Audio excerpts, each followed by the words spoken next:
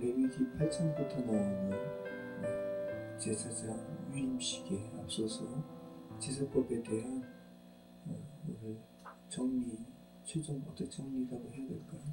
그렇게 말씀하고 계십니다.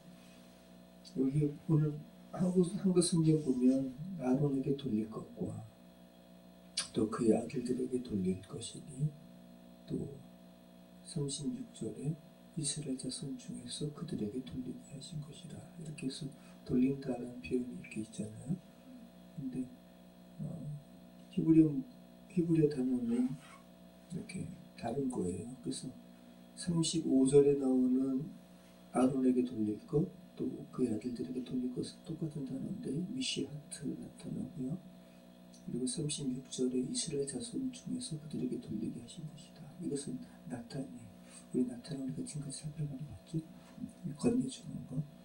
근데 이렇게 의미는 비슷하기 때문에 우리말로는 돌린다라고 표현했지만 미시하트와 이 나탄은 히브리어 의미로 많이 다르죠. 우리말로 번역했을 때 비슷해 보이기 때문에 이렇게 돌린다고 표현한 거고. 그래서 이 아론에게 돌릴 것, 또 그의 아들들에게 돌릴 것이라는 이 히브리어 미시하트는 기름을 붓는다라는 의미예요. 그래서 어노인팅, 그래서 성별에 대해서 성별의 의미입니다. 똑같은 사람인데 하나님께서 아론과 아론의 아들들을 부르셔가지고 그들을 성별하신 것, 참 의미 있죠. 자, 근데 특별하잖아요. 근데 실질적인 기름을 붓는 것이 아니라 그들에게 하나님께 드려진 화목제물의 일부를 그들에게 주는 부분, 이것을 특별히 기름 붓는다라는 지정해가지고 선별하고 있다라는, 선별한다라는 그런 의미로 표현되고 있다는 것이 참 우리로 하여금 좀 생각을 해야 할 것을 지금 말씀하고 있는 거죠. 과거 우리나라 경우에 그죠? 나라의 관리들의 월급을 뭐라고 표현했어요? 나라의 녹을 받는다라고 표현했잖아요. 그죠? 그러니까 월급이 녹이에요, 녹. 근데 녹을 줄 때 옷도 주고 천도 주고, 그죠? 그리고 돈도 주고 도둑도 주고 또 곡식으로도 줘요. 네. 자, 그러면 국가의 녹을 받는다라는 것은 그 한 사람이 나라의 국가가 위탁한 관리로 지명받았다는 거죠. 지정받았다는 거죠. 그래서 나라의 녹을 받는 거예요. 굉장한 특권이죠. 굉장한 특권인 동시에 국가 관리로서 그렇죠. 책임을 다해야 할 의무가 있는 거죠. 똑같은 겁니다, 여러분. 오늘 이러한 미시아트, 그래서 제사장, 한 사람으로서 똑같이 다 죄된 존재인데 하나님의 제사장으로 이렇게 선별된다는 게 얼마나 놀라운 특권이고 권리예요. 그런데 이러한 너희 제사장으로 기름 부음 받는데 너희 이제 위임식이 앞서서 제사법을 최종 정리하는 오늘 다시 한번 너에게 강조한다. 그래서 이 미시아트가 오늘 본문에 처음 쓰인 거예요. 레위기에서는. 근데 출애굽기부터 나오는 거거든요. 관유. 관유와 관련해서, 그래서 기름 붓는 것과 관련해서 출애굽기에 한 20번 미만으로 나오다가 레위기에서 오늘 처음 나오는 겁니다. 이미 나왔을 것 같은데 안 나왔어요. 레위기 처음 나오는 거예요.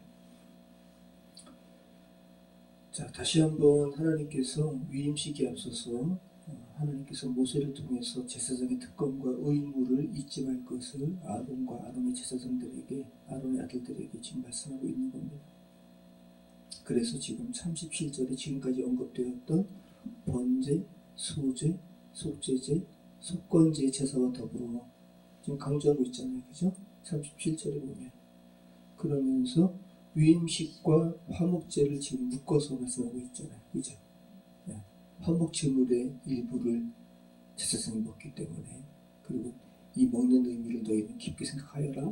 이건 너희의 제사장의 위임과 관련된 것이다 라고 지금 말씀하고 있는 겁니다.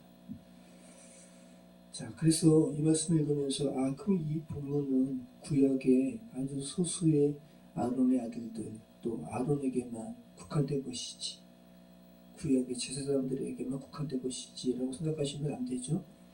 저와 여러분이 바로 제사장이기 때문에, 그죠? 오늘날 가톨릭의 신부나 개신교의 목회자만 이 의미를 취하는 게 아니에요. 성도님들도 취하셔야 되는 겁니다. 왜냐하면 저와 여러분이 바로 제사장이기 때문에 그래요. 베드로가 이 사실을 알았습니다. 그래서 너희는 왕같은 제사장이고 거룩한 나라요 그의 소유된 백성이라고 말씀한 겁니다. 자, 예수님도 너희가 하나님의 자녀면 너희가 곧 하나님의 제사장임을 인식할 수 있는 말씀을 하셨어요. 염려하지 말 거라고 말씀하셨잖아요. 여러분, 구약의 제사장들은 먹을 것 염려할까요? 염려하지 않죠. 그죠? 자, 그러면서 염려는 이방인이 하는 것이라고 이야기하시면서 너희는 그의 나라와 그의 의를 구하라고 말씀하셨습니다. 이 제사장이 구하는 거예요. 이게 저와 여러분이 구해야 할 것입니다. 그래서 제사장은 하나님께서 지정하신 특권과 의무가 있다는 것 다시 한번 기억하시기 바라요. 그리스도인은 특권이 있어요. 하늘에서 매인 것을 땅에서 풀 수 있는 특권이 있는 거예요. 그것은 제사장이기 때문에 그렇습니다. 자, 이 사실을 알 때 우리는 헌신할 수 있습니다. 그죠? 그리고 우리는 제사장의 위임식의 의미를 우리는 생각할 수 있습니다. 자, 위임식, 제사장의 위임식이 밀루임이라고 했잖아요. 그래서 들으라 이스라엘, 이스라엘의 열두 아들을 향한 예언에서 레위 살펴보면서 제가 언급해 드린 바 있습니다. 제사장의 위임식이 밀루임인데 이 밀루임은 가득 채우는 거예요. 다시 한번 가득 채운다라는 의미. 무엇으로 가득 채웁니까? 하나님의 것으로. 이것이 바로 제사장의 위임식의 이름이 되었습니다. 어디서 비롯되었냐 하면 하나님께서 우상 숭배하는 그런 이스라엘 백성들을 정말 내가 부모를 알지 않고, 그죠? 친구를 알지 않고, 이웃을 알지 않고, 정말 인간적으로 보면 마음 아픈 그런 여호와께 헌신된 행위를 했을 때 레위 자손들을 보고 모세가 한 말입니다. 그죠? 너희 손이 가득 찼다. 여기 밀루 캠이라고 했잖아요. 여기에서 나온 말이 밀루인 제사장의 위임식이에요.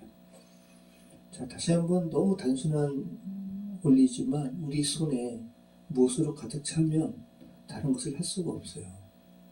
저와 여러분이 세상 것으로 가득 차 있어요. 그럼 하나님의 일 못해요. 그죠? 그리고 여러분이 하나님의 것으로 가득 채워져 있어요. 그러면 세상 일 못합니다. 이게 바로 헌신입니다. 그리고 이것이 바로 밀루임, 제사장의 위임식의 의미 그대로 이 부분에서 취했습니다. 다시 한번 저와 여러분이 하나님의 것으로 가득 채워져서 다른 것을 할 수 없는 거룩한 제사장으로 부름받았다는 거 깊이 인지하시고 제사장의 삶을 살아가시기 바랍니다. 기도하겠습니다. 참 좋으신 하나님, 주님께서 저희를 제사장으로 불러주셨다는 것이 얼마나 놀라운 특권이고 또 동시에 의무임을 다시 한번 고백합니다. 아버지 하나님, 저희가 하나님의 제사장으로서 분명한 정체성을 가지고 이 땅에서 살아가기 소망합니다. 아버지 하나님, 어저께 주님의 품으로 주께서 다시 품으로 부르신 양조동 성도님을 기억합니다. 비록 저희는 슬프나 양조동 성도님의 영혼은 너무나 지금 안식 가운데 있음을 고백합니다. 그토록 바랬던 아버지 하나님의 품 안에 지금 있음을 고백합니다. 하나님 아버지, 양조동 성도님 많이 위로해 주시고 많이 감싸 주시고 그의 눈물을 주님 나도 안다라고 하시면서 닦아주시길 소망합니다. 아버지 하나님, 오늘 또 장례를 치르는 양조동 성도님의 유가족 또 여동생 위에 지금 함께 해주셔서 그의 눈물을 닦아주시고 그를 위로해 주시길 소망합니다.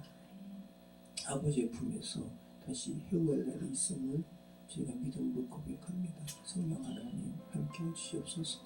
저희 투교장의 교회 공동체에 양재도 선배님 보내주셔서 10년 동안 웃음과 정말 애틋한 마음과 사랑으로 서로 섬기는 것이 무엇인지 알게 하시면 감사합니다.